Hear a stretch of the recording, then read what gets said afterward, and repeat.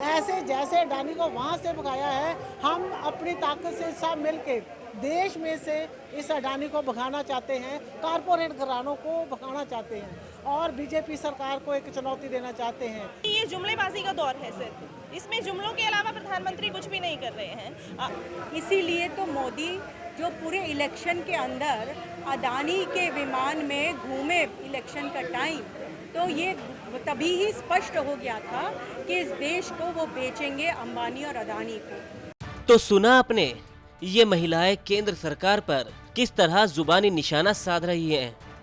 ये महिलाएं सिंघू बॉर्डर पर महिला किसान सम्मान आयोजन में शामिल होने आई थी, जिन्होंने केंद्र सरकार के साथ कॉरपोरेट घरानों को भी आड़े हाथों लिया। इन महिलाओं के पूरे बयान भी आपको सुनाएंगे, लेकिन उससे पहले आपको बता दें कि दिल्ली की सीमाओं पर किसान आंदोलन लगातार जारी है। आंदोलन के 9 महीने पूरे होने के उपलक्ष्य पर संयुक्त किसान मोर्चा ने बड़ा ऐलान किया। 26 अगस्त से राष्ट्रीय कन्वेंशन का कार्यक्रम चल रहा है। वहीं 25 सितंबर को भारत बंद का कॉल दिया गया है। इससे पहले 5 सितंबर को मुजफ्फरनगर में होने वाली महापंचायत को ऐतिहासिक बनाने के लिए भी तैयारियां जोर शोर पर है।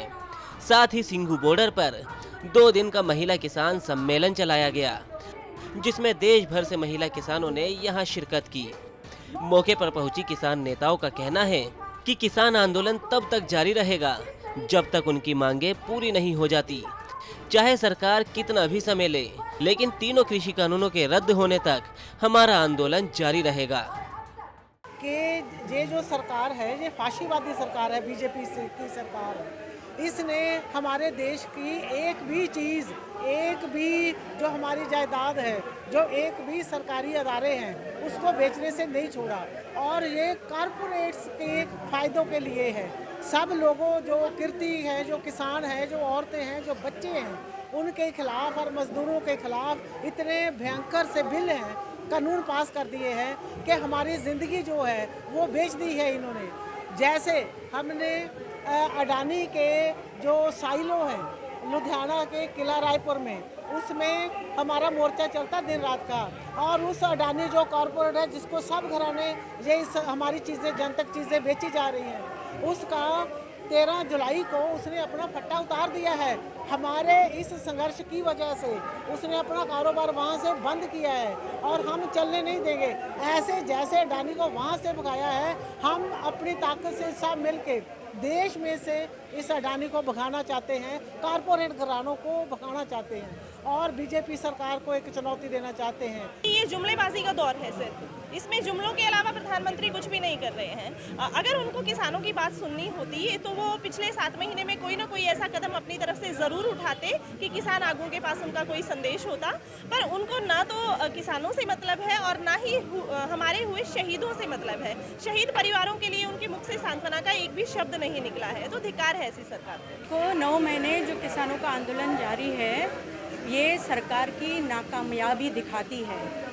ये हुकूमत एकदम निर्दय, हृदय शून्य हुकूमत है, जिनको नज़र नहीं आ रहा है आम लोगों का दुख, जिनको नज़र नहीं आ रहा है कितनी शहादत हुई है। यहाँ पे 600 से ज़्यादा किसान शहीद हुए हैं। ये मुल्क को सिर्फ अंबानी अडानी के पल्ले बांधने की उनकी साजिश है। पूरा जो निजीकरण का दौर उन्होंने चलाया है, देश की पूरी संपत्ति वो इनके हाथों दे देना चाहते हैं। इसीलिए तो मोदी जो पूरे इलेक्शन के अंदर अडानी के विमान में घूमे इलेक्शन का टाइम, तो ये तभी ही स्पष्ट हो गया था कि इस देश को वो बेचेंगे अंबानी और अडानी को, और आज वो खुले आम कर रहे हैं। अब किसानों की ज़मीन जब हथियाएंगे तो किसान औरतों की ज़िंदगी दाव पे लग जाएगी। किसानी के अंदर औरतें 80% काम करती हैं। अगर ज़मीन चली गई तो उनकी ज़िंदगी चलाने का कोई ज़रिया नहीं है। अब बड़ा सवाल है कि संयुक्त किसान मोर्चा के बड़े ऐलानों के बाद क्या केंद्र सरकार पर दबाव बनेगा या फिर किसान आंदोलन इसी तरह लगातार चलता रहेगा। पंजाब तक के लिए सोनीपत से पवन राठी की रिपोर्ट।